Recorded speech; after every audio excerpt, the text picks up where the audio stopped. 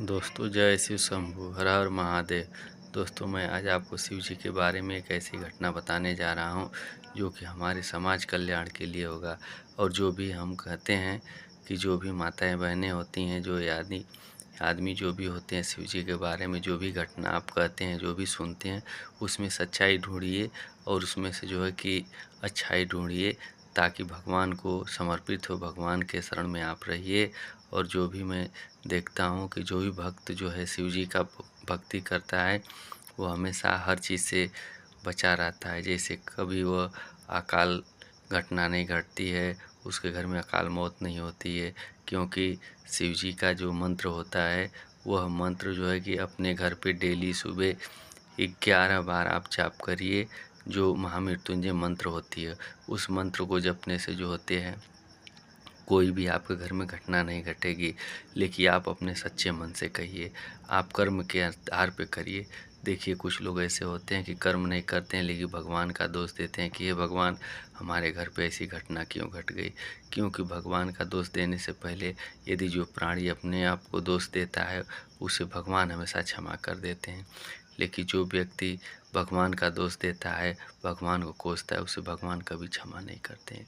क्योंकि यदि आप अच्छे काम करते हो, यदि आपको कोई भला बुरा कहे तो आपको तकलीफ़ होता है, तो आपका आत्मा हमेशा रोती रहती है, हमेशा आपकी आत्मा परेशान रहती है। तो इसके लिए दोस्तों मैं यही कहूँगा कि भगवान भोलेनाथ के बारे में आप हमेशा अशब्द मत कहें, भगवान भोलेनाथ के शरण में रहिए। आपका हमेशा महाकाल कल्याण करेंगे। आप हमेशा जो है कि महादेव के शरण में रहिए। आपको ले चलिए, मैं आपको ले चलता हूँ भोलेनाथ की नगरी में, कैलाश पर्वत पे। देखिए जब माता पार्वती जी वहाँ पे आई थी, तो माता पार्वती जी ने महादेव से कहा कि हे भोलेनाथ, आपके घर पे आए हुए हमें बहुत दिन हो गया, लेकिन आपने हमें कभी विहार नहीं कराया। तो भोलेनाथ ने बोले कि हे पार्वती, मैं आपको विहार करा के क्या करूं, हमारा तो कोई घर है नहीं, ये जंगल है, पहाड़ी है, आप जंगल पहाड़ी पे कहाँ घूमेगी, कहाँ रहेंगी। तब माता ने कहा कि देखिए भोलेनाथ, आप हमेशा दो विनय करते हैं, क्योंकि आप न हमारी सुनते हैं, न आप अपने प्रजा की सुनती हैं। क्योंकि प्रजा के साथ आप हमेशा अन्याय करते हैं। जो गरीब रहता है उसे गरीबी में छोड़ देते हैं, जो अमीर रहता है उसे अमीरी में छोड़ देते हैं। तो भोलेनाथ तो हमारे अड़भंगी हैं, गांजा पी लेते हैं, भांग पी लेते हैं और अपने मस्त रहते हैं। लेकिन देखिए अड़भंगी नहीं, भोलेनाथ कुछ ऐसे कर्म करते हैं, कुछ ऐसे समाज को दिखाते हैं कि जिससे समाज हमेशा कुशल रहे, समाज हमेशा आगे बढ़ता रहे। तो इसी तरह माता पार्वती जी को समझाते समझाते भोलेनाथ थक चुके। तो माता ने कहा देखिए मैं अब हम आपकी एक भी बात नहीं सुनेगी। तो देखिए कुछ ऐसी नारी होती हैं, हठ करती हैं, तो हठ के आगे जो है कि मानव जो होता है, आदमी जो होते हैं, झुक जाते हैं। तो इसके लिए उनको कुछ लीला करना पड़ता है, और जो व्यक्ति अपने घर में लीला करता है, उसके घर में समझदारी आ जाती है। और जो व्यक्ति अहंकार और घमंड में रहता है, उसके घर में समझदारी नहीं आती है। तो भोलेनाथ ने कहा ठीक है, मैं आपको अपने नंदी के साथ लेके चलता हूँ। लेकिन हे पार्वती देखो, मैं तो दो विनय करता हूँ, मैं दो तरह देखता हूँ, गरीब को गरीब, अमीर को अमीर। लेकिन मैं आपको आज से अपना राज्यपाट देता हूँ, आप चलिए हमारे साथ, आनंद विहार करिए। लेकिन वहाँ पे किसी के साथ आप ऐसा गलत मत करिए, जो हमें लक्षणा लगा रही हैं वह लक्षणा आपके ऊपर न लगे। तो माता पार्वती ने बहुत खुश हुई कि चलिए हम तो अपने पति के साथ चले, हम अन्याय कभी करेंगे ही नहीं। लेकिन देखिए जो भी औरतें होती हैं, कथा पुराण सुनती हैं, वो अपने कानों से निकाल देती हैं, उसको निरंतर सुन के अपने दिमाग में रखती नहीं है कि क्या गलत है क्या सही है। तो नारी जो होती है, नारी हमेशा अपने खुशी के कारण जो है अपने भावुक हो जाती है। अपने खुशी के कारण जो होता है, कुछ ऐसे कारण होते हैं कि उनको भूल जाती हैं। तो माता ने अपना चल दिया, माता पार्वती ने चल दी अपना आनंद विहार करने के लिए। तो नंदी महाराज अपने पीठ पे बैठाए और कुछ दूर जंगल पे ले गए। जंगल में ले गए तो भोलेनाथ ने एक लीला कर दिया। वहाँ पे अपने आत्मा से एक ऋषि को बुलाया कि हे ऋषि, आप आइए माता पार्वती के साथ कुछ ऐसा लीला करिए कि जिससे माता पार्वती जी का अहंकार टूट जाए। तो उसके बाद ऋषि ने वह सुना, बोला हे माता, यह बात तो आपको हम ज़रूर सिखाएंगे।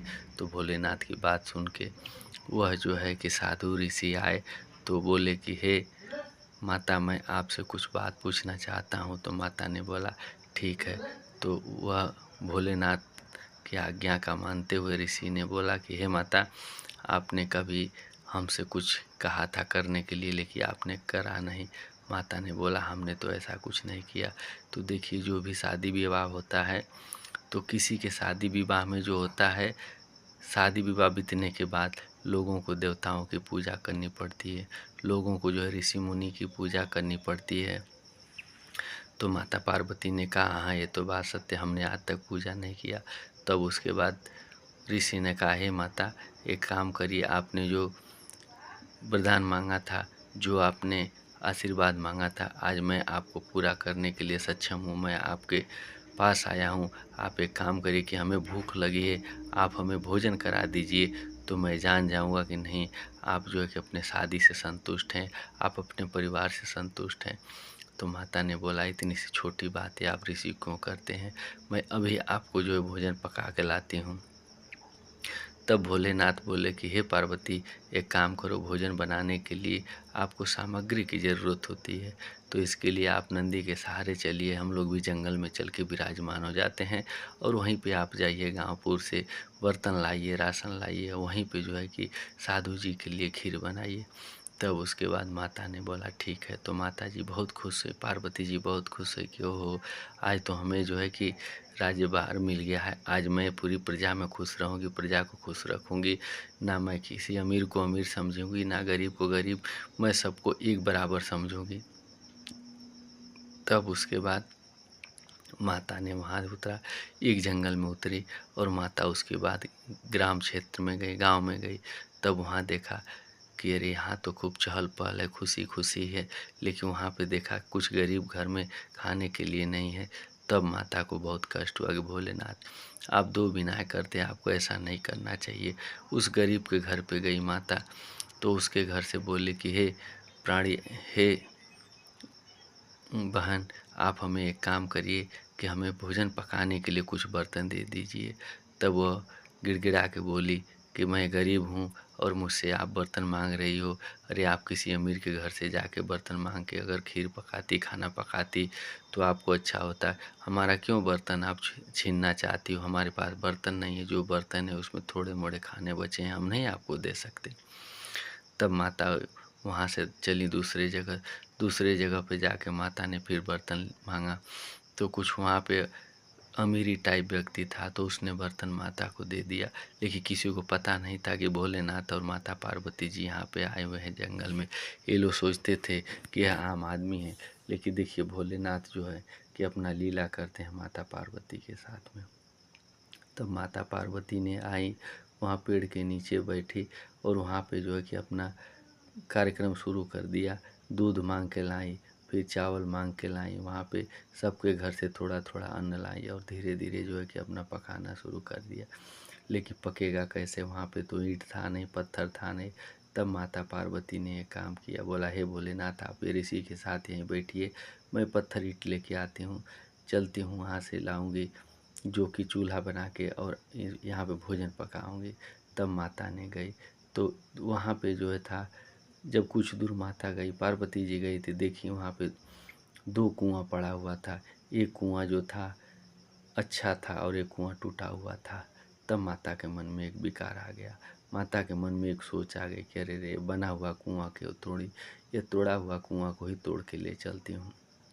तो जब माता ने गई, तोड़े हुए कुएं को तोड़ने लगी, तो वहाँ पे देखा छोटे छोटे टूटे हुए कुएं पर जो है कि जीव पानी पी रहे थे। तो माता ने वहाँ से उस जीवों का ध्यान नहीं दिया और वहाँ से कुएं का ईंटा निकाल दिया, और जो बना हुआ कुआं था उस कुएं का ईंट नहीं निकाला। तो वहाँ पे बड़े बड़े जानवर पानी पीते थे, वहाँ पे बड़े बड़े जंगली जानवर आते थे। तो माता ने सोचा कि ये बना हुआ कुआं को क्यों तोड़ा जाए। तब उसके बाद छोटे छोटे जो वहाँ पे जीव थे, तब माता को बोले कि हे माता, आपने हमारे साथ क्यों ऐसा अन्याय कर रही हैं। लेकिन माता जो है कि अपने खुशी के मारे जो है कि किसी का ध्यान नहीं दे रही थी, अपने अहंकार में आ गई थी माता कि नहीं नहीं, मैं तो ऐसा नहीं करूँगी, मैं सबके साथ एक जैसा करूँगी, गरीब हो या अमीर हो। लेकिन वह छोटे छोटे जीवों की बात माता नहीं सुन पाई। तो हम माता को जो है कि वहीं पे लोग श्राप दे दिए कि हे नारी, हे प्राणी जो भी हो, आप हमारे साथ अन्याय कर रही हो। हमें पीने का पानी एक ही स्रोत था, अब हम पीने से पानी के लिए कहाँ जाएंगे, हम मर जाएंगे। तो इसके लिए आपका इससे पानी नहीं पीने देने से आपको श्राप लगेगा। तो माता ने कभी सुना नहीं उसकी बात को, क्योंकि माता को जो है कि अहंकार हो गया था। तो देखिए, कुछ ऐसी औरतें हैं कि जो अहंकार में हो जाती हैं, भगवान के प्रति, अपने पति के प्रति जागरूक नहीं होती हैं। लेकिन देखिए, आपका प्रति अच्छा हो या गलत हो, आप उसके साथ हमेशा सहयोग में रहिए। और आदमी जो होते हैं, कभी किसी को दुबिनाय नहीं देखते हैं। तो उसी तरह माता ने किसी की बात नहीं सुनी और माता ने आके वहाँ पे खीर पकाया। जब साधु ने खीर खाना शुरू किया तो माता से बोला कि हे माता, आपने खीर अच्छा नहीं बनाया। तो माता पार्वती ने कहा, नहीं ऋषि, आप गलत बोल रहे हो। हमने अपने सच्चे मन से, सच्चे दिल से जो है कि यहाँ पे खीर बनाई है, और आप बोल रहे हैं कि खीर अच्छा नहीं है। तब वो खीर ऋषि ने भोलेनाथ को दिया। तो भोलेनाथ ने बोले कि हे पार्वती, जो आप खीर बनाई हो इसमें तो किसी की बद्दुआ की गंध आ रही है। माता ने बोला, नहीं नहीं, हमने किसी के साथ ऐसा अन्याय नहीं किया। हमने तो ऐसा शुद्ध शुद्ध जगह से लाई हूँ, ऐसा शुद्ध सामान लाई हूँ कि जिससे अशुद्धता हो ही नहीं सकती। तब भोलेनाथ बोले कि हे गौरा पार्वती, देखो, आप जो है कि ऐसा मत बोलो, क्योंकि आपने गलत किया। आप तो हमें बोलती थी कि आप अन्याय करते हो, लेकिन आपने अन्याय तो खुद करके जो है कि ये खीर बनाई हो। तब माता पार्वती ने बोला कि ऐसा कौन बोल रहा है कि मैंने जो है कि अशुद्ध खीर बनाया। तब उसके बाद वहाँ से जो है कि माता ने सोचा कि देखिए, यह गलत विचार भावना कहाँ से आ गई। तब उसके बाद ऋषि ने बोला कि हे माता, आप हमें अच्छी खीर नहीं बनाई है, इसके लिए मैं यहाँ से जा रही हूँ, और मैं जो है कि अब आपके खीर को पसंद नहीं कर रहा हूँ। तब भोलेनाथ से माता पार्वती ने पूछा कि हे प्रभु, हे भोलेनाथ, आपने ऐसे क्या सोच लिया, आपने ऐसे क्या देख लिया कि जो कि हमारे खीर में अशुद्धता मिल गई, हमारा खीर जो है कि खराब हो गया। तब भोलेनाथ ने बोला कि हे पार्वती, देखो, जो आपने कुएं से गई थी ईंट लाने के लिए, आपने बना हुआ कुएं का ईंट क्यों नहीं तोड़ा, टूटे हुए ईंट को क्यों तोड़ा। तो इसके लिए देखो, टूटे हुए के सब लोग तोड़ते हैं, बने हुए के लोग बनाते हैं। यही आपके अंदर अहंकार आ गया था, इसीलिए आपने हमें मना किया था कि नहीं, आप जो दो बिनाएँ देखते हो। तो हे पार्वती, हमने कभी दो बिनाएँ नहीं देखा, क्योंकि जो जैसा कर्म करता है उसके हिसाब से मैं उसे दंड देता हूँ, वैसा मैं उसके साथ रहता हूँ।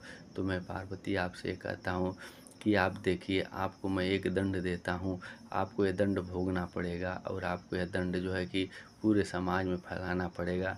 तब माता पार्वती ने कहा कि हे पतिदेव, आप तो हमारे पतिदेव हैं, आपके ही अंदर, आपके साथ ही हमें परम सुख मिलेगा, और अन्यथा हमें कहीं सुख नहीं मिलेगा, क्योंकि हमारा पति ही परम सुख है, हमारा पति ही परम जो है देवता होता है। तब भोलेनाथ ने कहा कि पार्वती, आपने हमारे सामने झुक गई, मैं छोटा आपको एक दंड देता हूँ। तब माता पार्वती को उन्होंने दंड दिया कि एक काम करो, आप पूरे समाज में जाइए, पूरे गांव में जाइए, और वहाँ पे हमारा प्रचार प्रसार करिए। आप वहाँ पे जाइए और देखिए लोग कैसे खा रहे हैं, कैसे रह रहे हैं। वहाँ पे केवल आपको देखना है और समझाना है, और उसके बाद फिर वापस कैलाश आ जाना है। तब माता पार्वती ने धीरे धीरे पूरे गांव में गई। पूरे गांव में देखा कि सब लोग भोलेनाथ की जय जयकार कर रहे हैं, सब लोग भोलेनाथ के शरण में आ चुके हैं। तब माता को आश्चर्य हुआ, कहा कि ओहो, यह तो कर्म के अनुसार होता है, ये सही बात है। हमने भोलेनाथ अपने पति के साथ ऐसा गलत किया। अब मैं पूरे समाज को मैं यही कहती हूँ कि कोई अहंकार न करे। मैं अपने जितने भक्त हैं, यहाँ पे कोई अहंकार न करे, और जो भक्त हमारे बारे में नहीं जानते हैं वह पुराण पढ़ें, वह पुराण की भाषा को जानें। तब इसके बाद जो है कि हमारा प्रचार प्रसार करें, क्योंकि हमें प्रचार प्रसार करने के लिए आपको शुद्धता की ज़रूरत है, आपको सही जानने की ज़रूरत है।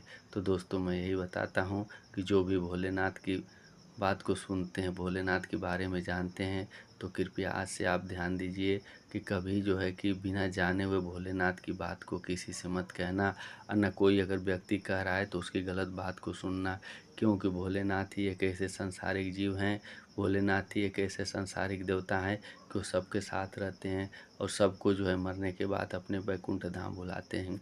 तो वहाँ पे माता पार्वती और भोलेनाथ से मुलाकात होती है। तो वहाँ पे सबसे पूछा जाता है कि आपने कर्म कैसा किया। उस कर्म के अनुसार जो है कि फिर से आपको जो है कि किसी योनि में भेजा जाता है। आप किस योनि में रहेंगे, पक्षी योनि में रहेंगे या पशु योनि में रहेंगे या मानव योनि में रहेंगे।